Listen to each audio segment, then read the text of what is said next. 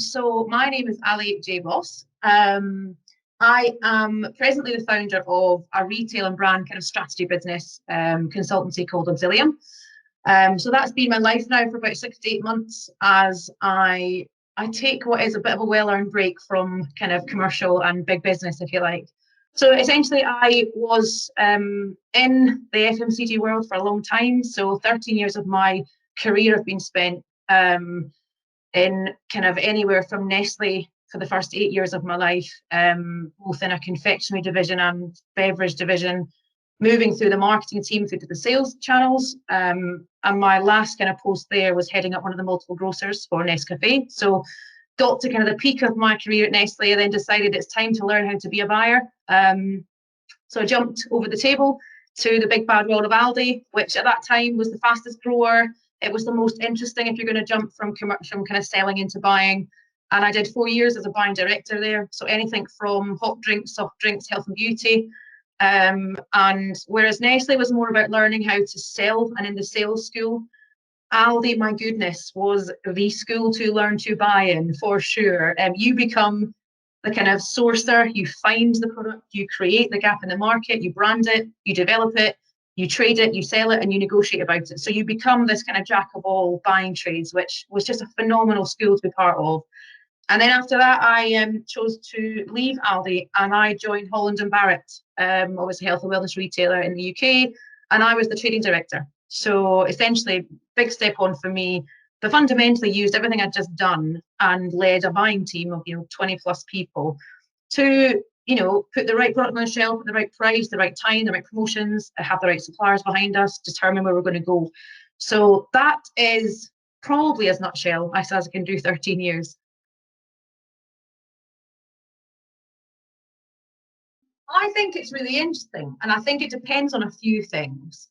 I think it depends fundamentally on what the buyer trying to do. So I think fundamentally, what are they trying to do with their category? I think it depends on how established the category that the brand's trying to enter is. And I think thirdly, and probably more importantly, it depends on where the consumer expects to buy the brand they've connected with on a social media platform.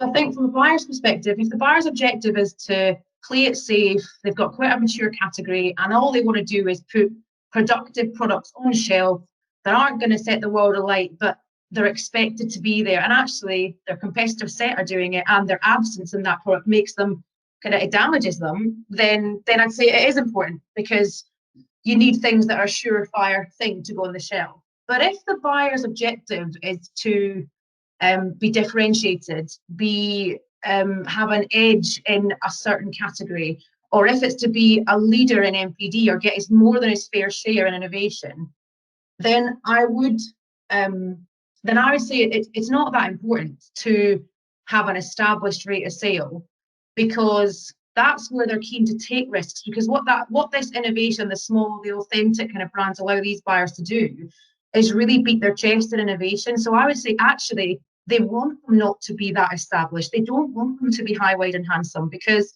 if they've been on them, and I'm not going to quote retailers, but if they've been on a big bad shelf on one of the leading grocers, then it kind of takes the shine off the authenticity of it and the kind of grassroots look and feel of some of these disruptive brands. So I would actually say if the buyer wants surefire risk-averse products, then it probably needs to be established. But if these guys are out for edge, something different, to really try and test where consumers will follow them, I don't think it's important that it's established. I think it's all relative. You're not ever going to get a super big established disruptor. It's not there yet, unless you're kind of looking at e-cover or Method, but that's 4 or 5 years ago even now. So I think if it's a category that can cushion the risk of taking them, then I don't think it matters. If it's a category that's quite new for the buying team, they will want to know that you've got a proven rate of sale somewhere.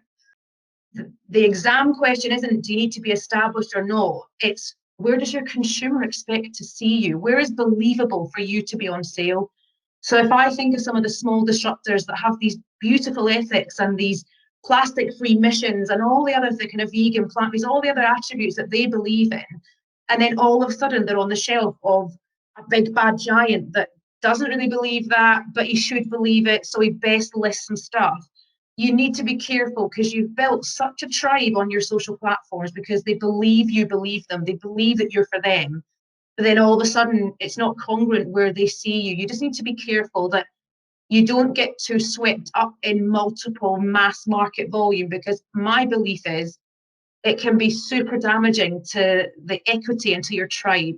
And I think if you insult the tribe, you lose them really quickly, and you can promote your life away. But if you lose who you're connecting with because you've just forgotten who you are and who they are, I think that's the bigger risk.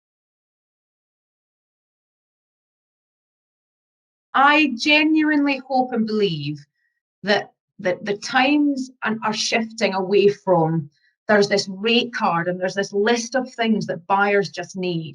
I think there will always be the commercial sense of KPIs the buyer needs. So do you know what? A decent front end cost, some marketing support, give me some barkers, support my window. There'll always be a list of things. But I think that that list of things doesn't start eroding, but it definitely moves them down the priority if the brand can talk about how that brand plans to always understand their consumer, always take the retailer and the consumer on the journey that they're both on, drive the demand, connect with them all the time, live their lives, know where they are, keep their values at the forefront. Because I'm always a believer that I can ask you to for a great front end margin, all the promotional support in the world, but if my base rate of sales so low because they don't know what you're about, they don't know who you are, they don't want you in their bathroom cupboard or in their fridge, you can promote it, but that just means that they might try you, but they're not going to stick with you. So I think it's about redefining what the support the buyer needs is. There will always be a kind of prerequisite of decent front end cost and some marketing investment. But I think the more holistic support package now is where the commercial package absolutely is treated equally and put as much onus on how you're going to protect and keep that consumer retention. So I think it's a simple honesty collab at the start that says, look, we like it. Commercials are kind of stacking up and we'll get there. But fundamentally, can you fulfill what I need? So my typical needs are X forecast, X days, that in my inventory, that in my stores. You go away and tell me. And then I think the kind of the holy grail of it is if you like it that much, there's just be honest, ask the questions, ask what rate of sale per week they're rating, ask what their online business does, ask what their inventory is sitting on, ask what week's cover they want, ask the questions. Because I think it's really easy for a brand to want something and it's easy for a buyer to assume they've done their homework. I don't understand how they can possibly assume they know your rate of sale. Why would they know? So I think it's have an honest conversation. If the brand's desirable and and you want that retailer, just ask the conversation. And hopefully, again, they should be able to help you, but don't trip up because you didn't ask.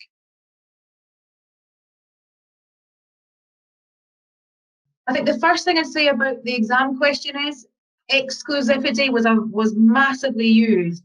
I mean, maybe 3 to 6 years ago now, when Heinz, I mean, don't quote the big boys, were trying to get tactical exclusives and trying to like block their competitors out. It was just used as another thing to throw at a buyer. I remember doing it a million times at Nestle Beverages. We would be suggesting, I'll do you a flavour if you, because what an exclusive allowed you to do was get 5 things away just because I'll give you a chocolate flavour that no one else will get for a year. It wasn't because the consumers needed it. It wasn't because there was a demand for it necessarily back in the day. It was another tool that I had in my arsenal to get more of my plan away. So I think the first thing I'd say is it's a very traditional kind of seller's tool, not necessarily consumer demand driven. But what I'd say now is if that category is trying to get more than its fair share, innovation is critical to the lifeblood of it, then I would say, yeah, it is.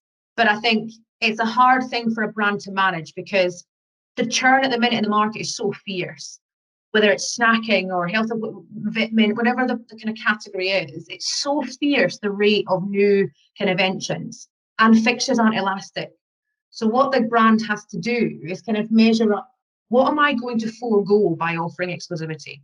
So for me, the kind of the exercise or the paper exercise is what is the benefit of a exclusive? Is it the loyalty of that retailer is the assumption that they'll then future do all of my innovation, they'll take all my core range. What's the benefit in not only in brand equity terms, but what's the benefit commercially you're getting? And what am I missing out on? What am I foregoing? Who's going to jump in my bed if I'm not offering this to the market? And then long term, if I do this, the short term wins are here, but then they'll do this and then I'll do this and it'll all be brilliant. But I think, if I'm honest, I would be asking the brands to go, right, why would I be offering an exclusive? Because of what I've just said, because the list of benefits are brilliant and the list you're foregoing, you can manage.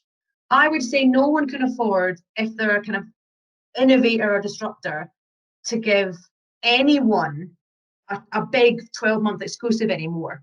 What I would suggest they start thinking about is timed exclusives or channel exclusives. So if you give a kind of 3 to 6 months exclusive to Holland and Barrett, for argument's sake, on X, and then you wanted to get your volume in the multiples 6 months down the line. Or, for example, you say, do you know what, I'll do one exclusive multiple customer, I'll do one exclusive high street customer, I'll do one exclusive specialist customer. And then you're kind of covering your bases. But I would say it's only essential if the buyer deems it essential.